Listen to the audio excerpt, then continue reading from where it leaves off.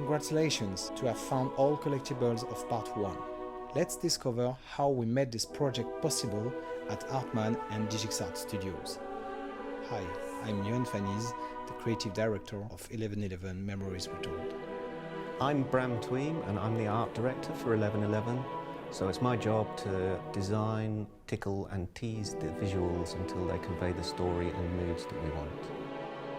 This game tries to say that nothing is black or white, and even more during war times. What if we could took all those emotions that were left behind and do a game about them? So at the beginning of Memories Retold development, it was really a linear story. But at some point we said, what if we let the player choose what character you want to play, when you want to play? It's been special to lend a voice to a narrative that feels very refreshing and different within the context of the World War I experience in games. The good thing with this game is that the player can decide, you are the master of the game. So I'm not very familiar with these video games, but I was deeply impressed how exciting that is.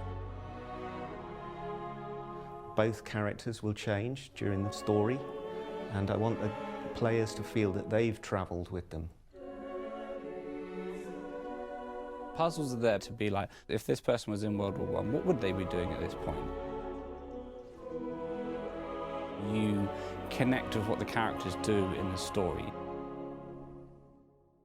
I think the art style will help convey the emotional journey by the fact that we can use things subjectively. We can use our paint strokes, angles and colour palettes and our lighting to convey more convincingly and emotively the themes.